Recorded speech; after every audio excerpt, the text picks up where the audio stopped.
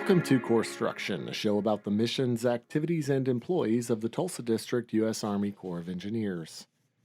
I'm your host, Brandon Parrish. Today I'm joined by Justin Cox, who's a claims engineer in the construction branch of our civil engineering division. Justin, welcome to the show. Thanks for having me. So, Justin, tell me a little bit about where you're from. I grew up, born and raised in Haskell, Oklahoma, about 30 miles southeast of Tulsa here. Ended up back there, and that's where my wife and two boys live now. And you went to school at Oklahoma State University, right? Yes, I did. Oklahoma State University. Did you know any engineers who work here now who you knew in college from college days? David Blackmore graduated about the same time as I did. That may be the only one I can think of off the top of my head. So you had some overlap with him, or you knew who he was in college? Yep. Tell me what you do as a claims engineer. So I look at a lot of REAs, requests for equitable adjustment, and claims that come in from contractors, basically asking for additional funds or time for their contracts that they've been awarded. A little bit of anything and everything can be thrown into a claim, and usually anything and everything is that they think they can get additional money or time for. So basically they send us their request, their statements, their allegations, and I go digging through the contract and find all the puzzle pieces and try to put it all together and see if there is merit to it or if there's not, and kind of where the government should go from there. And we issue a contracting officer's final decision from there. And about how long does it take to typically research a claim on? Some of them 10 minutes, some of them 6 months. Really? It just depends on what you're working on and how detailed and how much is there. I'm working on one right now that's got about 800 pages of supporting documentation that they've submitted to us. So I've got to sort through all that, and then everything that we have in our project files as well, and kind of piece it all together. So you have to kind of do a Sherlock Holmes work there a little bit in terms of, solving the mystery of the missing money or the missing work or the provided work, I guess. Yeah, you're right. I didn't think I would like it, but I kind of do. It's kind of, I don't know, call me weird, but kind of fun in a way, because you are digging in, and it's like, well, you said this, so where's the proof or the support to that? Right.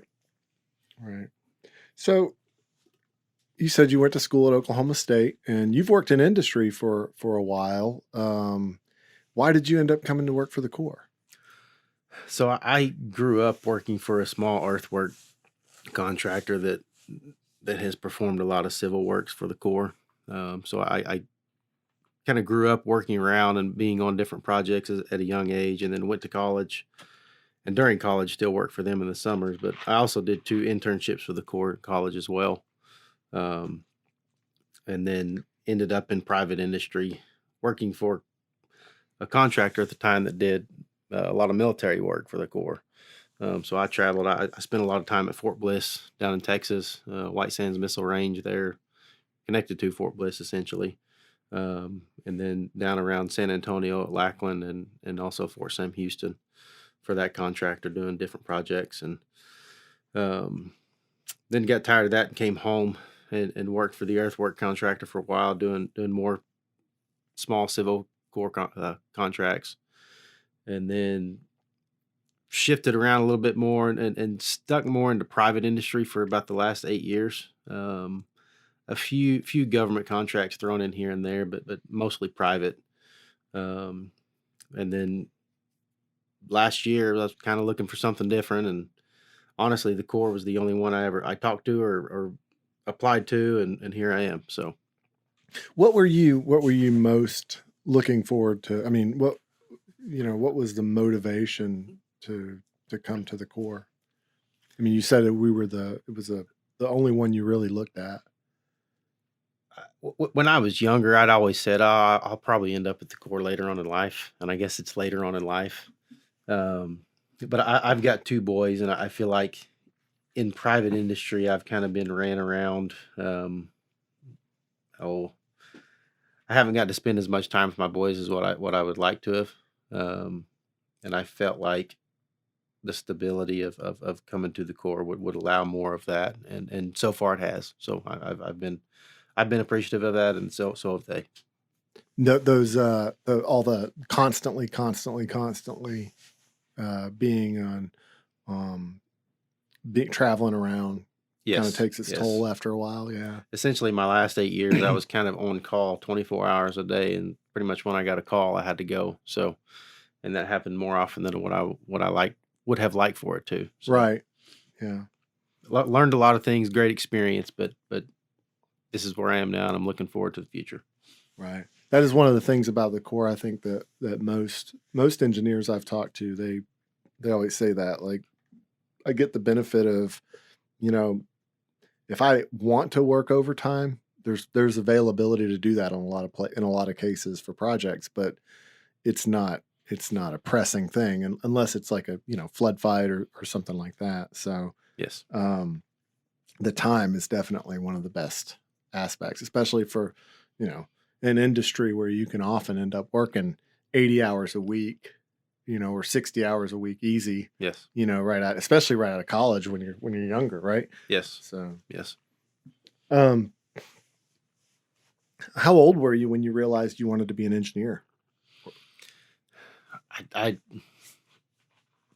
don't know if I can put an actual age to it. I can remember my grandpa was a custom home builder as I was growing up, and he kind of got out of that when I was a teenager, kind of semi-retired. But I can remember him from when I was little telling me I ought to be an engineer, which back then I thought an engineer drove a train. So didn't really know what it was then, but I guess he just saw kind of the workings in my mind. And but truth be told, when I said I was going to be an engineer, I was probably a sophomore, junior in high school. I think probably closer to a junior in high school was when I had decided that was what I was going to do.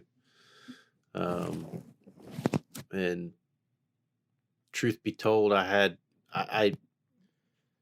when I first enrolled in college, I was going to be an architectural engineer, but I soon changed that over to civil. Kind of fit more in my background and what I was looking to do. So that's where I ended up. Were you one of those people who tinkered with things and took things apart, or? Yes, still do. That's kind of the cliche thing for engineers to say is, oh, I love to take things apart and put it back together. But truth be told, I did. Even if it was broke, working, whatever, I'd take it apart and put it back together. So was that something you noticed with the people you even went to college with and stuff, like when you were in your engineering program in college, like that they also were like that? Yeah, I think so. Probably one of my favorite projects I did in college was in timber design class, and we designed and constructed a small, it was roughly 5 feet wide, 12 feet long timber bridge. And there were basically two groups of people in that class that did that, and there were the designers and there were the constructors, and I was one of the constructors. So that's just kind of where I like to be. Oh, did you also notice that in engineering school that like you were talking about designers and constructors? Mm-hmm. There are people who they tend to be really good at the academic side of it, and then there are people who are just like the sort of the creativity about how to go about solving a problem part of it. Did you see that too? Like, yes. Yep.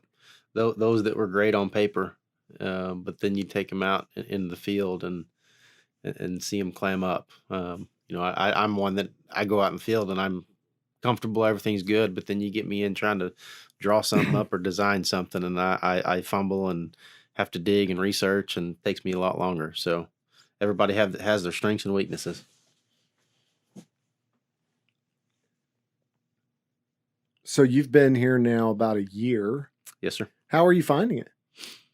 It's a little weird. In what way? Well, because of COVID. I mean, nobody's in the office, and I work from home quite a bit now. I live in Haskell, so it's great for me because it saves a drive. But I like to be able to come in and see people and talk to people and get to know people, and don't really get to do that much now. Um, so that's the weird part about it right there. So So you're actually one of those sociable people. to a certain degree, you ask my wife and she says no, I'm not the social one, but to a certain degree I am. Yeah. What kind of stuff are you into? What are your hobbies?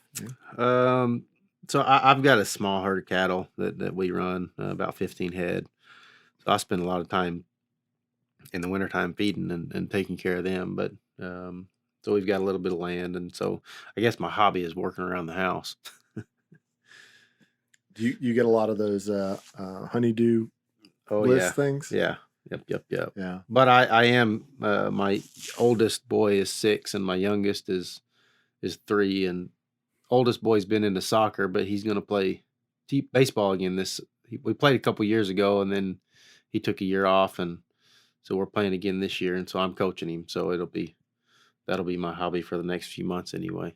Did you notice a huge change between like 4 and 6 and your oldest? Yes, absolutely. Looks, demeanor, everything. Really? Yeah.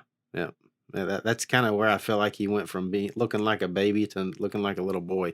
Really? Yeah. Yep. With social media, we get all these memories that pop up, and there's pictures of him on there, and you see him, 2, 3, 4 years ago, and he's got the little baby fat and round face, and now he's just skinny mini. What about your job would you say is the most challenging part of it? Is it the reading through like 800 pages of documents or something? Yeah, because I'm not a reader.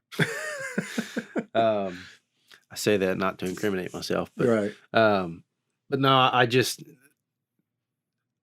I'm not a reader. But then when I start going down a path like that, I start digging and digging and digging and digging, and sometimes I go down rabbit holes that don't mean nothing. But at the same time, in doing what I'm doing, you almost have to go or need to go down those rabbit holes to make sure there is nothing there. To flesh them out. Yeah. So probably the biggest challenge is knowing which rabbit hole to go down and which one to leave alone. You said you were in you did you try any other fields when you first started in engineering, or like when you were in college, were you looking at others, or you just said civil or mechanical, or did you try any of the other disciplines that you thought you might be interested in? Or I didn't. Like I said, when I might have even changed my major before I enrolled in college, but when I really thought about it and went and visited OSU, I know I was doing architectural engineering, but then somewhere in there changed me over to civil. Probably because that's kind of what discipline at that point in my life I had more experience with, which an 18-year-old kid, truth be told, usually doesn't have a lot of experience anywhere. I mean, I didn't have a lot of experience there either, um, but that was just the one that, the people that I were in my life at the time, and, a lot of them still are, but um, that was just kind of where the path had led me. Um, I do almost feel like that a class in college might, like your intro class, maybe should be explaining all these different disciplines that you can go into, not even just engineering, but everything, because college kid can go. I didn't really know what all was involved in civil engineering at the time, or mechanical or electrical or a business management degree or whatever. Um, so I think we should do more education to our kids like that rather than let them go spend $40,000-$50,000 on an education that they really don't know what they're going to do with it right. or what they can do with it. Yeah, I mean, like, how many people know about navigation and like the tows and barges, and there's an entire industry, and I Yeah. know there's a lot of people that don't know. And when I was in college, if which you may or may not need college degrees to do some of that stuff, but when I was in college, it would have been amazing to go spend a summer just doing that, but Yeah. I didn't even know it was around, Yeah. Most people don't. I mean, we've got the largest inland port. I'm gonna get this No, wrong. you're right. In Yeah. the U.S., if not world. Yeah, I mean, the most like non-cold weather or something. yeah. And for those that aren't directly involved in it in some way, shape, or form, you don't really know about it. Yeah, even if you see the barges, you just don't. Yeah. You're just You like, don't even it's think just about a them. big boat on the water. Sorry about that. So you grew up in Haskell, and you raise cattle now. Some Yes. You got what, 15 head? Yes. Is that what you said? Yes. And so did your family always have cattle, or is that something you got into after? We've always had some kind of animals. I had pigs growing up and different things. So we've always had something. And so there's a lot of folks around there that do as well. So just kind of natural part of growing up around there. Really? Mm-hmm. What? No, so your family, you always had something, pigs or something, right? Mm-hmm. Not cattle though. No, not always cattle. No. What's the learning curve on doing something like that? Is it probably best if you've had some kind of a domesticated animal background before you try to get into that world, or? It depends on what you're gonna do with them. Yeah. If they're gonna be your pets, you're probably gonna. Well, 15 head of cattle, they're not just your pets, right? No, no. But some people, like if somebody was going to go get one cow or Right. Just understanding them a little bit and understanding how they are. Mm-hmm. I mean, you can't bring that thing inside your house and let it sit on the couch with you. Although you see pictures across the internet that they do, but most of them are calves when they do that. But they're going to be 1,000, 1,200 pounds, give or take. Sometimes a little more, a little less. But understanding them and how they react to hot weather, cold weather, and providing the best care you can, day or night, rain, sun, or rain or shine. I would say you don't have to know about them, but don't be afraid to ask questions. With the way the internet is anymore, you can look up about anything and at least get yourself going in the right direction. Why did you decide to get cattle? Like what made you decide, hey, you had the land, right? Yeah. Yeah. Just a way to pay for the land. Oh, really? Okay. How does that, I mean, how does that, I'm that's kind of like the whole agricultural realm is so, or ranching and agricultural realm. How did you just decided, did you start with two or three, or how did you? I bought one cow. When I was working at Fort Bliss, and dumped it out on some property and in with some families' cattle, and have grown from there. So, like I said, I bought one, started with one, Mm-hmm. and did you intend to have more? Was that like your or? Yeah. Okay. I think it's one of those retirement type things that I can hopefully pay for the land between now and then, and then have some kind of residual income when I do retire. Right. Something to do and keep me busy too. How many acres does it take for 15 head of cattle? How many do you need? Around here, it kind of varies, but to fully sustain, you're looking at roughly 4 acres per cow. Okay. And that cow can also have a calf with it too. So, so you're looking at roughly 4 acres per head, give or take a little bit, depending on the quality of your ground and your roughage. Is that something else you can like, or you have to really pay attention to the type of grass or whatever, or that you have? And I mean, obviously you've got to supplement it sometimes depending on whether you're doing the grass fed thing, right? Or you do. Excuse me. So we do feed a ration, as long as along with the grasses or the hay.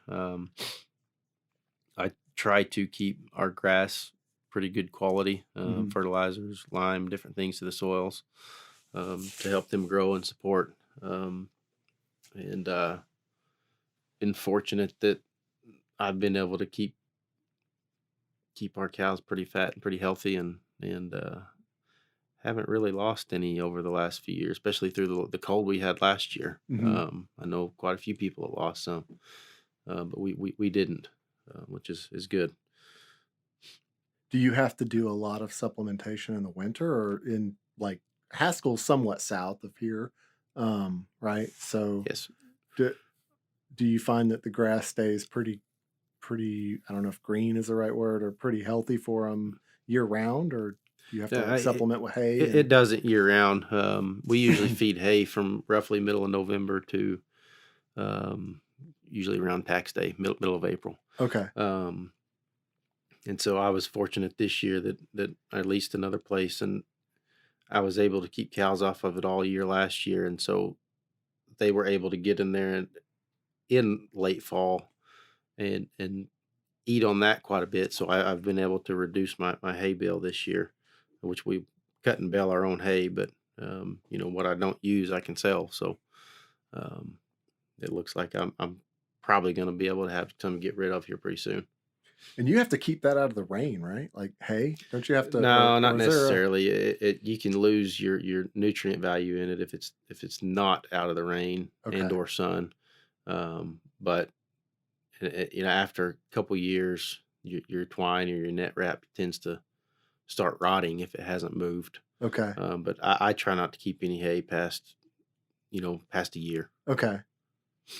Okay. So it won't like kill them or hurt the cattle or whatever. No, Okay. no, no. Like I think I'd heard something about somebody having hay in a barn and the hay had gotten wet and it started a fire or It something. will, depending on how you bale it and when you bale it, there's a certain moisture content that will essentially create heat, generate heat, and start spontaneous combustion. Wow. Um, and so your hay has to be, it's got to sit and dry out or cure for a couple days, Oh wow. before you actually, after you cut it, before Okay. you bale it. So you don't immediately bale the hay. These are probably like stupid questions. No, So no, like not like stupid at all. Because you can do baleage or silage, and they usually do still wrap it when it's green. oh, okay. But that's how they want it, and they wrap it and they keep it. Um, they fully wrap it with like a plastic. But then, uh, if you're just baling hay, like we typically do around here, a lot of the Amish folks up around, um, Choteau and Maisie, they, hmm they they do a lot of baleage and silage, but um, most people around here just do dry hay and do it that way. It's easier to keep and be able to move around. So your cattle are grass fed essentially, right? I mean, is that considered grass fed or is that Now we, some we we certain? supplement with quite a bit of grain in the winter as Okay. well too. Okay. So it's just added easy, protein for them. Okay. Now, and how is the business model for cattle work? How does that typically? Where does the if you're doing ranching or whatever? How does that business work? There's different ways. Some people feed stocker calves, and what you typically do there is you'll go buy some calves at a certain time, certain price, certain weight, and then you bring them in, you feed them, and they'll gain X number of pounds, and then you turn around and sell them. Oh, okay. So you don't keep those for very long. You're looking to get a gain, and which would equal an increased price, so you can sell it and try to net that difference. Um, and then there's a um, beef production, which is kind of what I do, and we're raising calves and sell the calf crop every year. And then maybe I've been thinking about raising some to sell for their meat actually to individuals, but we haven't gone that far yet. hmm That's interesting. I mean, it's just amazing that, people, I think most people only really think about the beef production Hmm. side of ranching. They don't think about like uh, there's an entire market of selling calves so that people can build a herd, right? Yeah, Or, yeah, yeah. so it's really interesting that, um, and you said it Yep. takes about 4 acres per head of cattle. Roughly Yeah. around here. Now you get in the drier climates, southeastern or southwestern Oklahoma, excuse me, just western Oklahoma in general, and that number may go up. I don't know what it is right now off the Right. top of my head, but it may require 8 acres per head down there. All right. Just because of Um, the rainfall and the rainfall is a big player in it, and the available forage that they would have um, there. So is there a particular type of grass that cattle prefer that Bermuda is a good one around here, good easy one to grow, Mhm. um, and so that's kind of a big staple. That we try to look for and try to keep and produce because it'll grow about anywhere as long as you get the nutrients right. Mhm. It'll grow on sand, it'll grow on you know good loam topsoil, and also in some leaner clays. So you started with one head how long ago? Mm, I guess it's about 15 years ago now. Okay. Yeah. And you've gone up about one a year or so? Like, Yeah, I've actually or have you I bought? had about 25 or Wow. 30 a couple years ago, and then I sold, and I had a different lease pasture, and we switched around and with what we owned too, and so I had to kind of reduce it a little bit. So I got down to where I'm at now, and kind of just holding there right now. And you managed to do this all while working in an industry where you were traveling pretty pretty often, right? So Yep, like when you got yep. home, My father-in-law is a big help as okay. well. And my wife helps when she can, and so I've had help, haven't done it all on my own. So it's team effort. Yeah. Do your kids get a kick out of it? Oh yeah, they've got one of their own too. So Oh, really? yeah, yeah. How does that work? What do I they take you have to I you take make care of it. like a dog. Yeah, yeah, Really? yeah.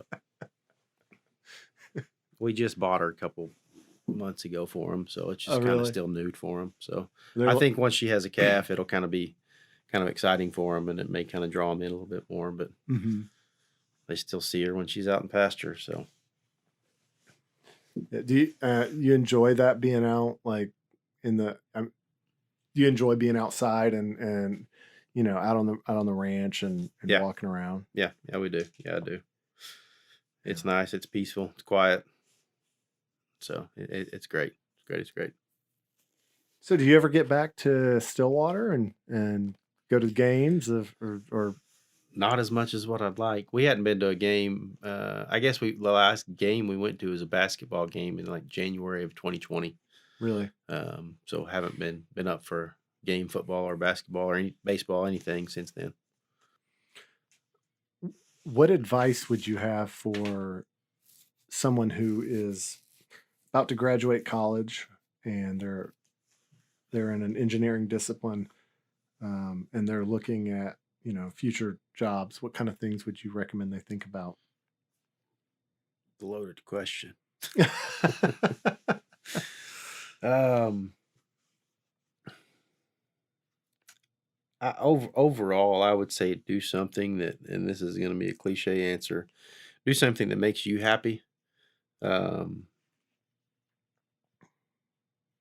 and your happiness may be running all over at all hours of the day and night, and um, but that place,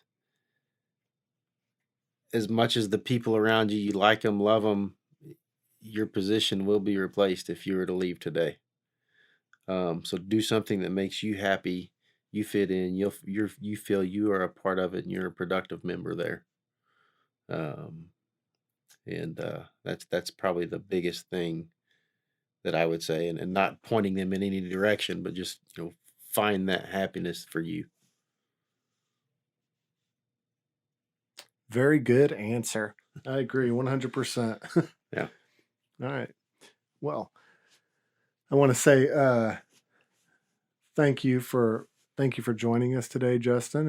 And it was good talking to you. It's amazing, the whole thing with the cattle. That's so, I don't know. For me, that's just an amazing thing. I mean, especially for city folk, who don't. That's just not even something they would think about doing, to go and have a bunch of cattle and do that as on the side to offset the cost of land, right? Yeah. So Yep. that's just extremely interesting.